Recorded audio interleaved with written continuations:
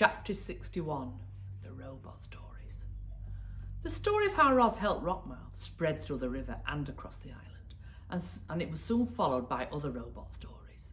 There were stories of Roz growing gardens in dry, barren places. There were stories of Roz nursing sick animals back to health. There were stories of Roz creating ropes and wheels and tools for helping her friends. But most of the new stories were about the robot's wildness. You see, Roz had noticed that the wilder she acted, the more the animals liked her. And so she barked with foxes and sang with birds and hissed with snakes. She romped with weasels, she sunbathed with lizards, she leapt with deer. That spring was a very wild time for our robot. Chapter 62, The Return. It was a quiet afternoon on the pond, but the quiet was gradually being overtaken by sounds not heard around there for many months. The sounds grew louder and louder, and then a flock of geese appeared above the trees. Honk, honk! Most flocks of geese move lazily through the sky and trail off in wobbly lines, but not this one. This flock was fast. It flew in a perfect V formation, and it was led by a small, graceful goose. I wonder who that could be. The flock flew once around the pond before gliding down and gently splashing into the water. The geese gathered in a tight group in the middle of the pond.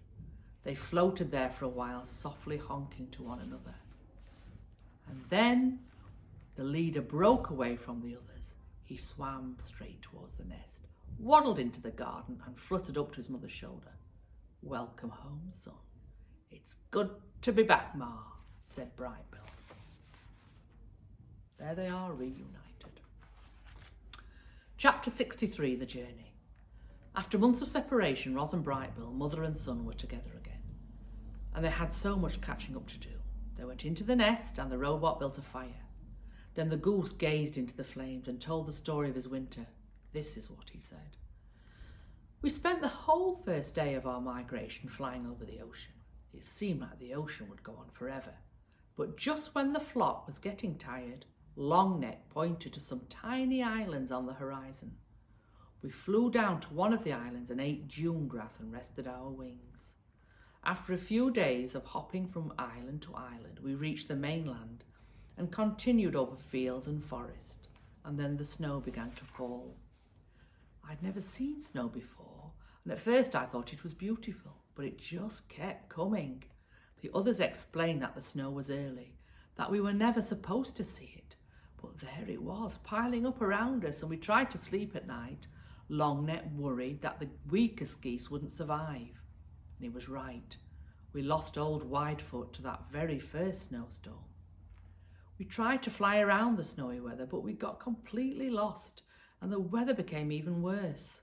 Lakes and ponds and rivers began freezing over. We couldn't find food or water, so we ate snow, and that only made us colder. We had trouble cleaning ourselves, and our feathers became dirty and heavy.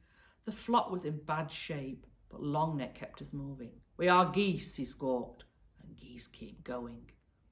One day we were struggling through a snow shower when we saw something called a farm.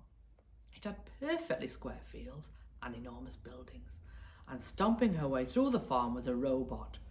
"She just looked like you, Ma." Longneck sent me over to speak to the robot, but I couldn't understand anything she said.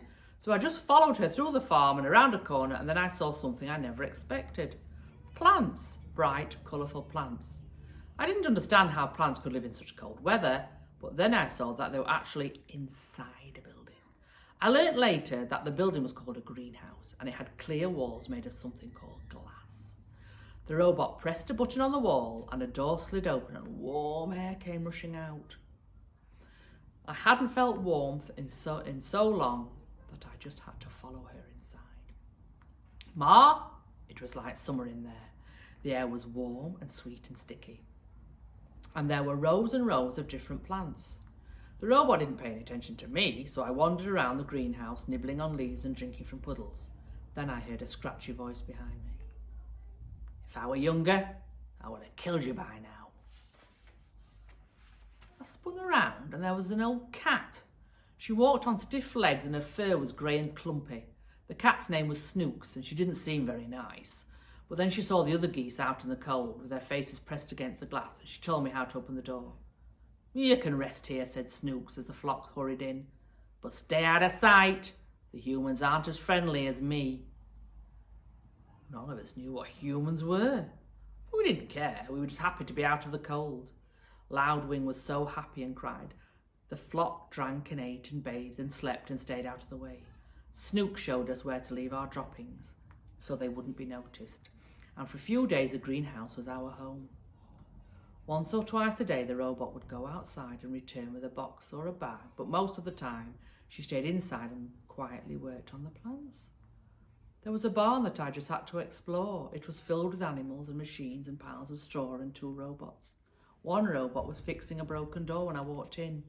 She was using a loud spinning tool called a saw. She pushed the saw through a long piece of wood and dust shot into the air. Everything was going smoothly until she saw suddenly lurched forward, sliced through through 3 of the robot's fingers.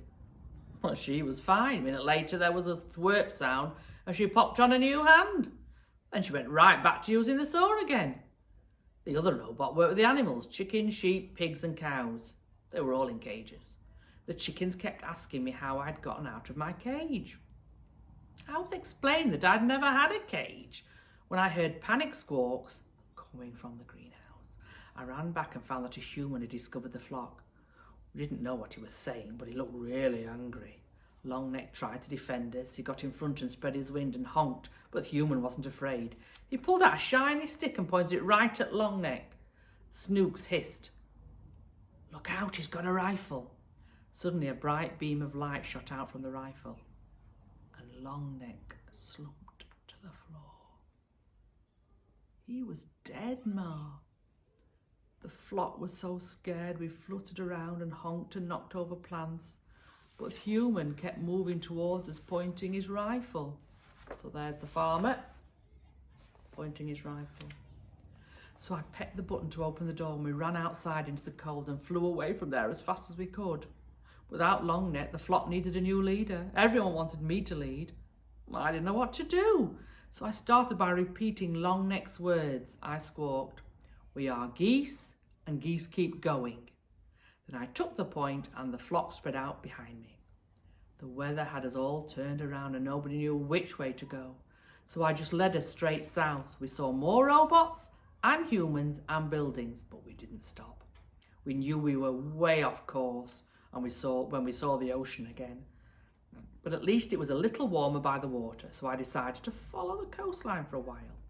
There were more buildings by the coast. Most of them were on land, but some were in the ocean. The ocean buildings were dirty and crumbling and leaning in different directions. There weren't any humans or robots in those buildings, only sea creatures. We saw ships on the water. We saw ships on the land. We even saw ships in the air. They buzzed through the sky like giant dragonflies. And then we reached a place called a city, where thousands of buildings and robots and humans and ships were all close together. When we stopped to rest on a rooftop, we met a friendly pigeon named Greybeak. She had grown up there, so she knew everything about the city. She flew us over towers and under bridges and kept us away from all the buzzing airships. And everywhere we went, there were robots. Some of the city robots were just like you, Ma, but others crawled on 6 legs or rolled on wheels or slid up and down the sides of buildings. Some robots were really small and some were really big. They moved things and cleaned things and built things and did every kind of job you can think of. Greybeak brought us down to a ledge on the side of a building and told us to look through the windows. Inside was a family of humans, and they had a Roz robot. When we looked into other buildings, we saw other humans with other robots. Every human seemed to have a robot. I told Greybeak about you, Ma, and she wanted to show us one last place. We flew out to the edge of the city to a really big building called a factory. Greybeak brought us to the roof windows and we looked down into the factory and saw machines building sparkling heads and torsos and limbs. The factory was building robots. a machine held up a robot torso and put 2 legs under it, and they snapped into place. It put feet under the legs, they snapped into place. It snapped arms into the shoulders and snapped hands into the arms. A head was snapped onto the top and the robot was finished. Ma, the robot looked just like you. I think that factory is where you were built. I wanted to watch more robots being built, but it started snowing again, so we said goodbye to Greybeak and continued flying south. We saw fewer robots and humans and buildings and ships. The air became warmer and the snow disappeared. We started seeing other flocks of geese in the sky. So we followed them to the middle of a wide grassy field where there was a lake and hundreds of other geese. We had finally reached the wintering grounds. After all we'd been through together, our flock had become very close. We kept to ourselves, eating and resting and remembering the geese we'd lost. But after a few weeks, we began to mingle with the other flocks. We met geese from all over the world, and they told us about their homes and their migrations and their troubles with the wintry weather. Every flock had lost geese on the way. A few flocks didn't make it at all. Before we knew it, the early spring flowers were poking up and it was time to fly home. We followed the usual migration route north. We flew over fields and forests and hills, but we didn't see any signs of humans or robots. That was fine with us. Eventually we reached the ocean, and then our island, and then our pond, and then I saw you. Chapter 64, The Special Robot. After Brightbill told the story of his winter, he and his mother sat in silence and thought. They thought about poor Longneck and the human who had killed him. They thought about farms and cities and factories. They thought about Ros and where she truly belonged. Then after a while, Ros told Brightbill her own winter story.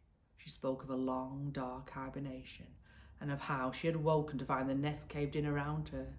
She spoke of blizzards and frozen animals. She spoke of the many lodges she had built and the one that caught fire. But she mostly spoke of all the new friendships she had forged. I used to think that you were the only animal who would ever care about me, she said to her son. I worried that without you around, I would be alone again. But I was not alone. In fact, I made new friends, all on my own. I think the other animals might actually like me. Of course they like you, Ma. You're the most likeable robot I've ever seen, and I've seen a lot. It was true. Brightbill had seen hundreds of different robots that winter, and none of them were anything like Ros. None of them had learnt how to speak with animals, or had saved an island from the cold, or had adopted a gosling. As he sat there watching the robot's animal gestures and listening to her animal sounds, Brightbill realised just how special his mother really was. Chapter 65, The Invitation. Ros was the first to arrive at the next dawn truce. She had an important announcement to make. The robot patiently waited in the great meadow as the sky slowly brightened and the animals slowly gathered. And once everyone was milling around and chatting, Ros began to speak. Pardon the interruption, if I could please have a moment of your time? The crowd settled down and listened to their robot friend. We made it through a terrible winter. A new generation of youngsters is arriving, and my son Brightbill has just returned to the island with his flock. I think we can all agree that there is much to celebrate. So in addition to the dawn truce this morning, I would like us to have another truce this evening. We can call it the evening truce, or better yet, the party truce. The crowd began chattering with excitement. I have planned a celebration, and you are all invited. I will take care of everything. Just please meet back here at dusk. Oh, and I have a little surprise. Actually, it's not that little, it's quite large. The point is, I have planned a celebration and I hope to see you all there. Sounds great, Ros, but I'm afraid there is one problem with your plan. Mr. Beaver blinked his beady eyes. The moon won't be out this evening, so it'll be too dark for some of us to see.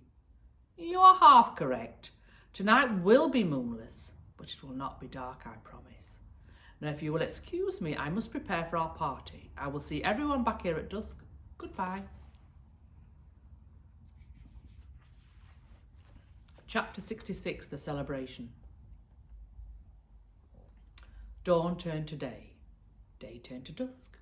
And just as Roz had asked, animals were gathering again in the great meadow. Word had spread across the island that the robot was throwing a party, and everyone wanted to see what the fuss was about. The fuss seemed to be about a giant stack of wood. Roz had spent the day collecting logs and branches and stacking them in a perfect massive tower. The animals crowded around it, trying to imagine its purpose, and then they saw a golden light flickering in the distance. Roz emerged from the dark forest. In her hand was a flaming stick which she held up like a torch. She was camouflaged in thick mud and clusters of wild flowers, but her camouflage wasn't for hiding. It was her party dress. The animals watched the robot glide across the meadow, surrounded by a warm glow. "Thank you for all being here.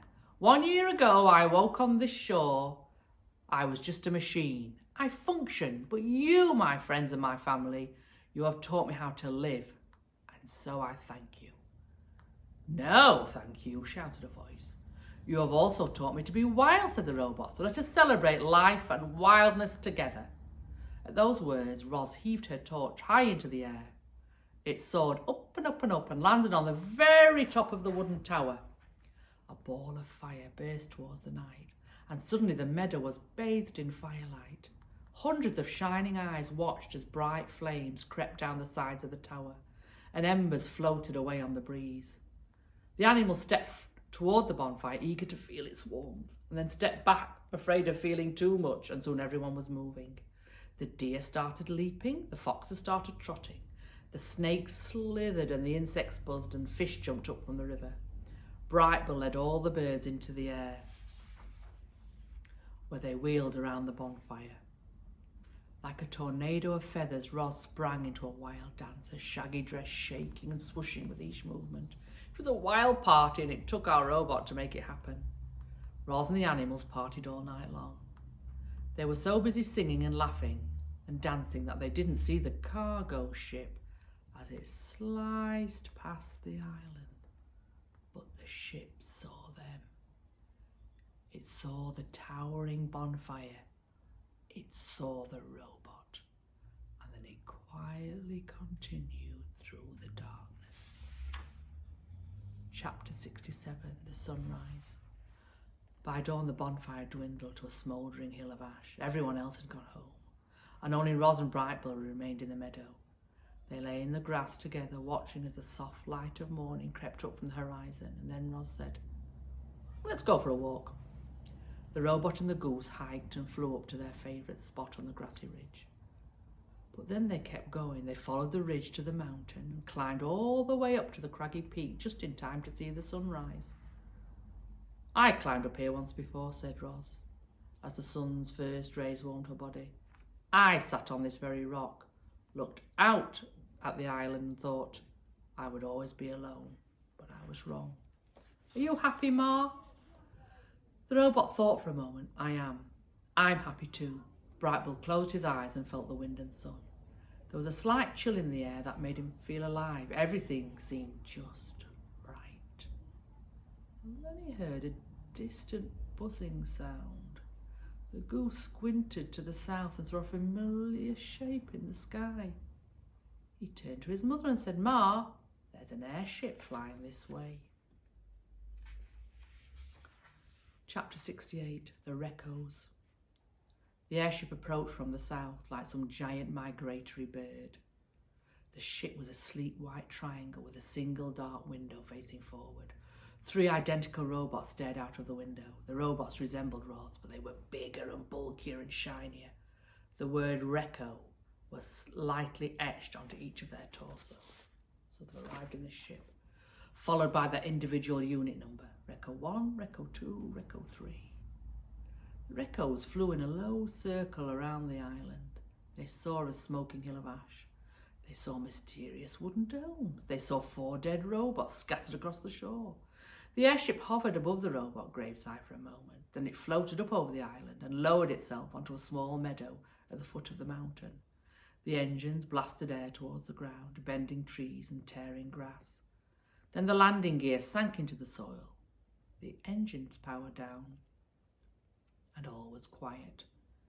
The door hummed open and out stepped the Recos. They took several long strides into the meadow and stopped. A shadowy figure was lurking at the forest edge. The Recos turned and faced it. They stood flush together like a sparkling wall, and then the shadowy figure began to move. Out from the trees walked some of two-legged creatures.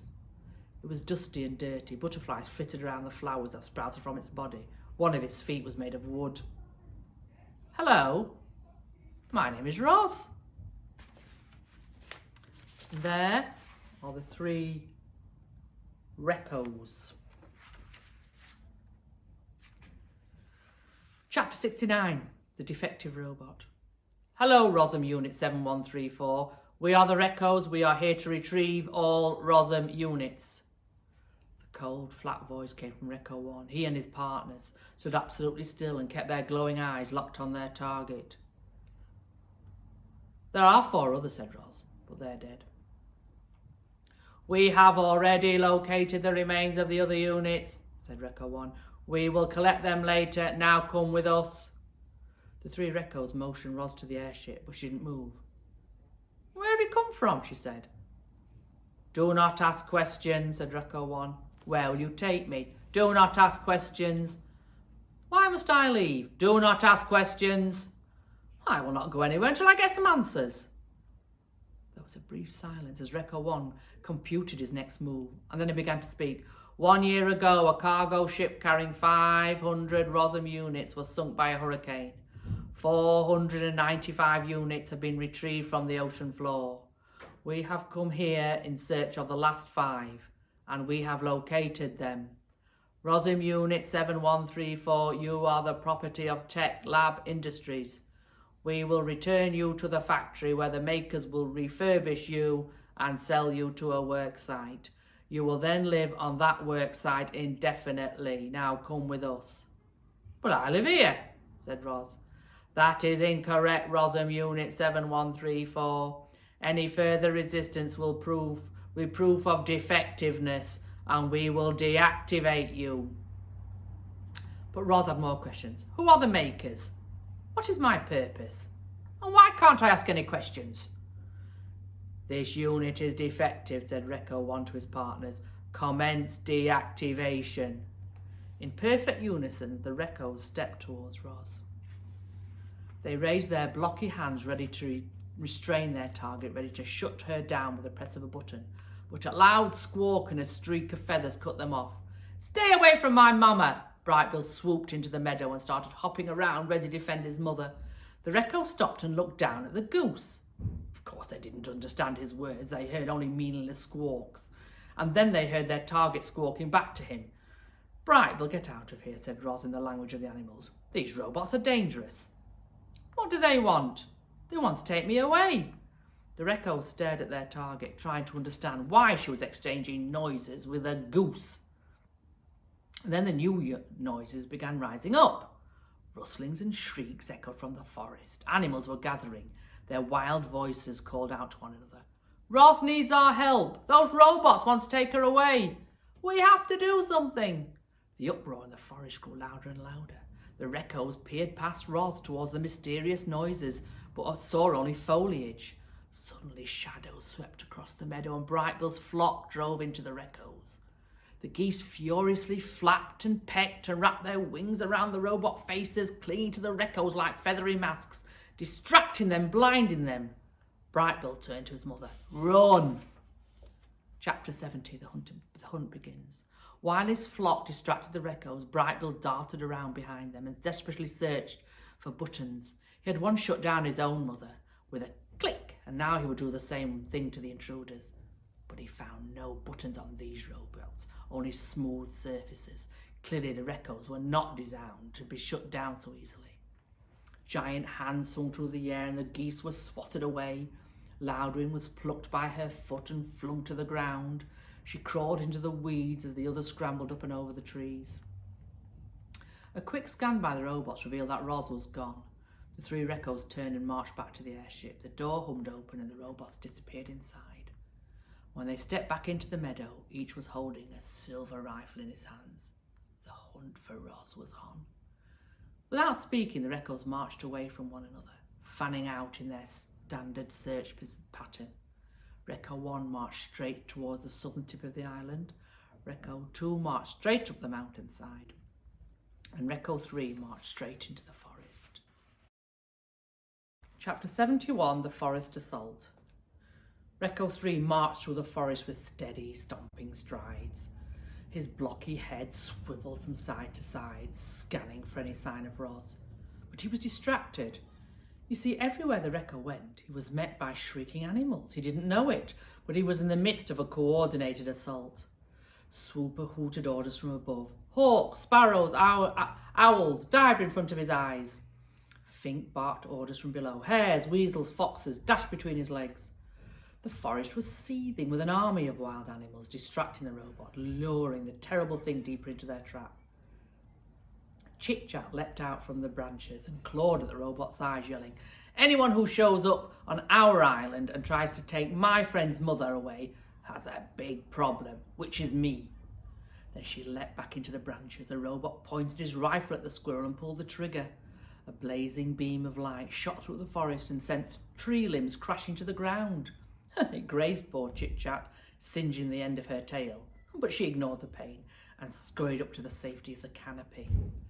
With each stride, the ground grew a little softer and the robot sank a little deeper, until he was up to his waist in thick, heavy muck.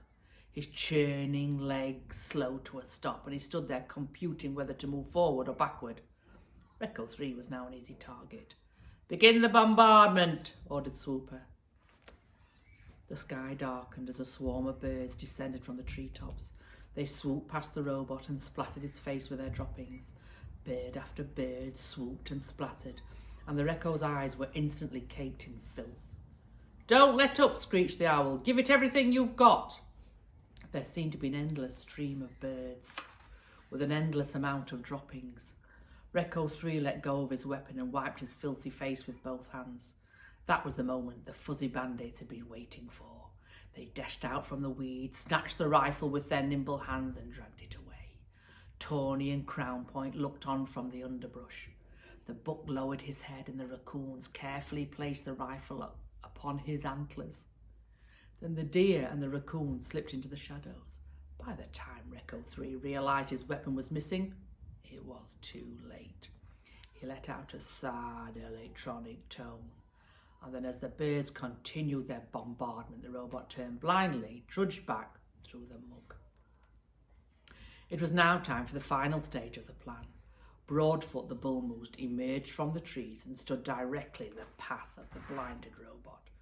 Recco 3 had no idea that his every step brought him closer to the mighty animal. When the robot was in range, Broadfoot turned and kicked back with his powerful hind legs. There was a sharp crack and dung sprayed from the Recco's head. The moose kicked again, crack, and the robot's head flopped to one side. A tear in his neck exposed a tangle of silver tubes, but Recco's 3 legs kept pumping, so Broadfoot kept kicking. He pounded the robot's head with his heavy hooves, denting and crushing it into an ugly shape, and with one final crack, the head broke loose, soared through the air and squelched into the muck. The headless robot fizzled and smoked. His legs ground to a halt and he never moved again. Right, that's the end of that one.